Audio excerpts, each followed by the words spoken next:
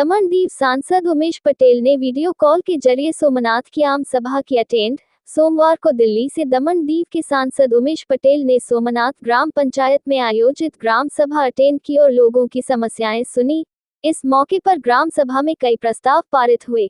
ये ग्राम सभा ग्राम panchayat development plan 2024-25 के लिए है, जिसका बजट सोमनाथ पंचायत के लिए करीबन 1,98,25,000 रुपए है। इस दौरान टोरंटो पावर और कचरा संग्रह का टेंडर कैंसिल करने, खराब सड़क, पेयजल समस्याओं पर भी चर्चा हुई। इस मौके पर सोमनाथ ग्राम पंचायत सरपंच समेत बड़ी संख्या में जनप्रतिनिधि उपस्थित थे।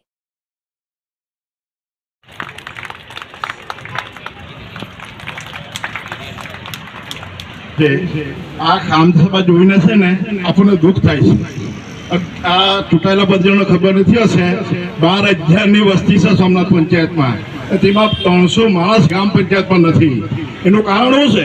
એનું કારણ એ છે કે ચૂંટાયેલા પ્રતિનિધિ લોકોને વિશ્વાસ ઉઠી ગયો છે કે 1 બી રૂપિયાનું સોમનાથ પંચાયતમાં કામ થયું હોય તો સરપંચ ને 2 જિલ્લા પંચાયતના મેમ્બર એનો જવાબ આપે મને કે 1 બી કામ કર્યું હોય।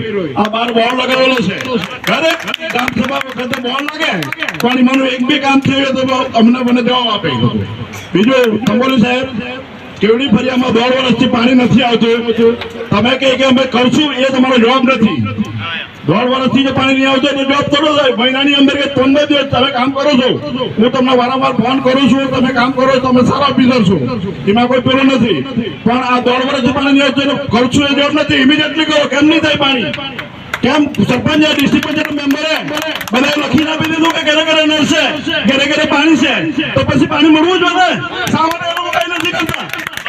આજે સોમનાથ રોડ દૂર રાખો ચાલે છે, 1 બી સોમનાથ પંચાયત ડિસ્ટ્રિક્ટ પંચાયત મેમ્બરે કે સરપંચે કોઈ દિવસ લખીને આપ્યો? વારંવાર હું કેટલી વાર કલેક્ટરને મળ્યો છું, બધી સંસ્થાને મળ્યો છું।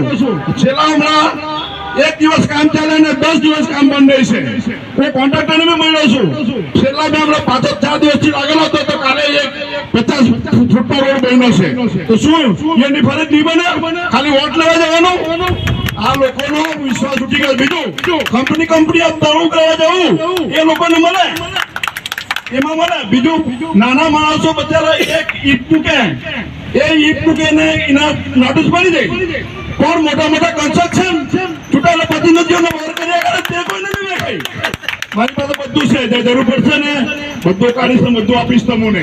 શા માટે એના પબ્લિક વાળા અન્યાય કર્યા? ને હું મીડિયાવાળાને કહું, તમારાથી બતાવે તો બતાવજો, નહીં બતાવે તો ઉતરતા નહીં। એક મીડિયાવાળો છે એ વારંવાર લખ્યા કરે કે વાપીમાં દૂર, વાપીમાં દૂર, વાપીમાં દૂર, દમણનો મીડિયાવાળો છે। અરે ભાઈ, તું વાપી છોડ, આ દમણનું સોમનાથ તો દૂર જો, તો તમને ખબર પડશે। આ મીડિયાવાળાને બસ ચૂંટાયેલા પછીનો જે 2 ફોટા આપી દીધા એટલે મીડિયાવાળા બી ખુશ છે, આપણે ચૂંટાયેલા બી ખુશ, બધા ખુશ, પણ આ ચલાવી લેવામાં આવશે નહીં। આ તો આ ગામ સભા જવાનો, આવતી ગામ સભામાં હું બધાની પોલ ખોલીશ। બીજું મારા માટે બી આજે દરેક પંચાયતની અંદર ફેક્ટરીવાળા પર 2,000-3,000 હપ્તા લે છે, એની ઇન્કવાયરી થવી જોઈએ। ગાડીના ફોટા બી ઉતરેલા છે, બધું ઉતરેલું છે, એને એવું થવું જોઈએ। બીજું હું કઈ વધારે બોલતો નથી, પણ પબ્લિકે જાગૃત થવું જરૂરી છે। બધા ભેગા થવો ના, કામ ન થાય એના માટે બોલવું જોઈએ। હવે આપણે જે જયરામ કાકા વર્ષોથી બોલતા આવે છે, મેં તો કેવું, જ્યારથી આપણી ગ્રામ સભાની નિર્માણ થયું ત્યારથી જયરામ કાકાની એક જ રજૂઆત રહી છે, પાણી ને લાઈટ।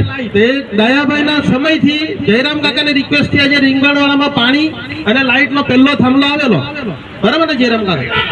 હવે આપણે આ MP સાહેબે જે રજૂઆત કરી કે કચરા માટે જે પ્રાઇવેટ એજન્સીને કામ આપવામાં આવ્યું છે અને એમાં ભ્રષ્ટાચાર પણ દેખાઈ રહ્યું છે।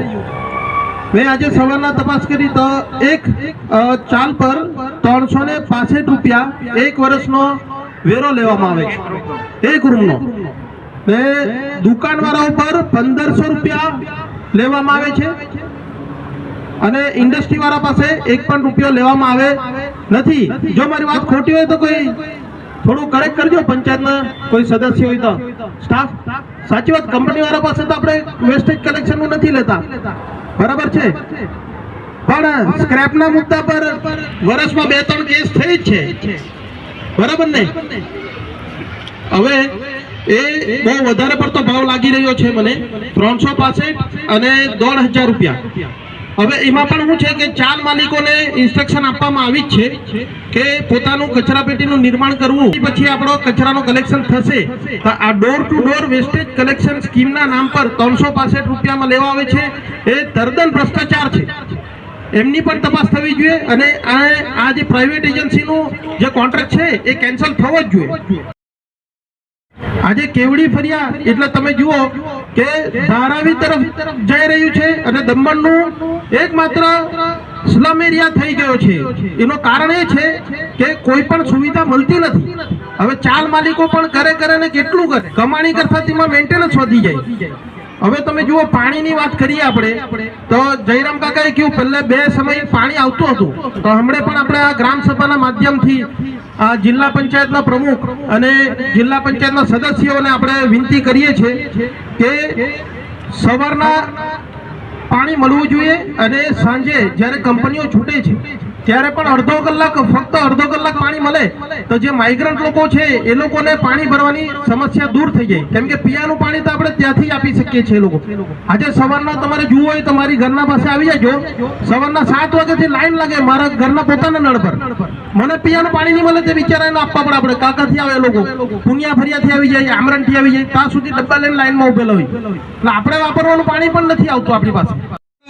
આપણે અનુભવ્યું છે કે કલારિયા આઉટપોસ્ટ જે પોલીસ ચોકી હતી બાબુભાઈ, તે પોલીસ ચોકીને સ્થળાંતર કરીને કચ્છી ગામ લઈ ગયા, પણ કચ્છી ગામની ને સોમનાથ પંચાયતની એક જ પોલીસ ચોકી રાખવામાં આવી છે, જેનાથી બહુ તકલીફ થઈ રહી છે. ને ત્યાં પોલીસ સ્ટેશનમાં પણ એટલો બધો લોડ છે કે એ લોકો પણ આને હેન્ડલ કરી શકી નથી રહ્યા. એમ બહુ ભીડ લાગેલી હોય છે કચ્છી ગામમાં ને સ્ટાફ પણ ઓછો લાગી રહ્યો છે. તો મારી રિક્વેસ્ટ છે કે એક આઉટપોસ્ટ આપણી પાછી કલારિયામાં ચાલુ કરવામાં આવે, જેથી આપણાને સુવિધા મળી શકે ને પેટ્રોલિંગ પણ વધી શકે.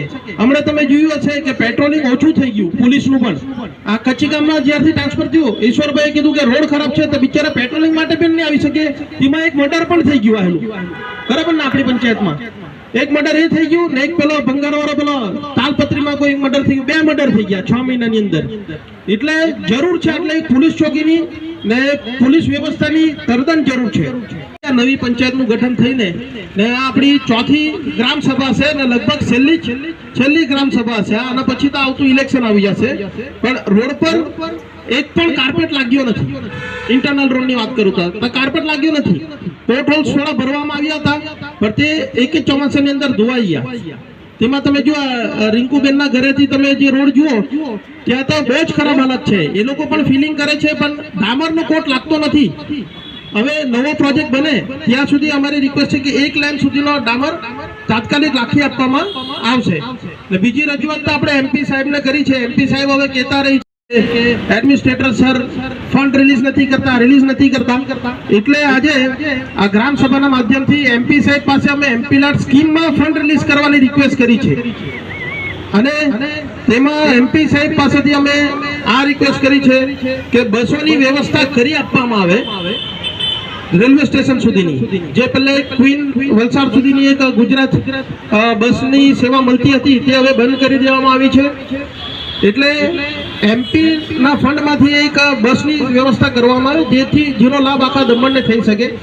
સ્પોર્ટ્સ કિટ થઈ ગયું, પછી લાઇબ્રેરીની બુકો અને લાઇબ્રેરીઓની સ્થાપના કરવામાં આવે, મોબાઈલ ટોયલેટ્સ, કેનોપી, ટ્રેક્ટર અને ડમ્પરની માંગણી અમે MP સાહેબ પાસે કરી જ છે. હવે એ પણ જોઈએ કે MP સાહેબ એમાં કેટલા સક્ષમ થઈ એમના ફંડ અમને આપવામાંથી, કે થોડો ફાયદો એમના તરફથી પણ થઈ તો અમે એનો લાભ લેવા માટે તૈયાર છીએ. રિઝર્વેશનનો ટાઈમ પહેલે વધારે મળતો હતો, તે હવે 7 દિવસનો મળે છે, તો લાંબી કતાર બનવાની પોસિબિલિટી છે. અને માઇગ્રન્ટ એરિયો અમારા સોમનાથ પંચાયતમાં સૌથી વધારે છે. એ માટે હું રિક્વેસ્ટ કરું છું આ ગ્રામ સભાના માધ્યમથી કે OIDC ની જે ઓફિસ આવેલી છે ત્યાં જ એક ટિકિટ બારીની બીજી વ્યવસ્થા કરવામાં આવે, જેથી કે અમારા જે આ માઇગ્રન્ટ ભાઈઓ આવેલા છે, ઉત્તર ભારતીયો છે, એ લોકોને પણ આ સુવિધા મળી શકે.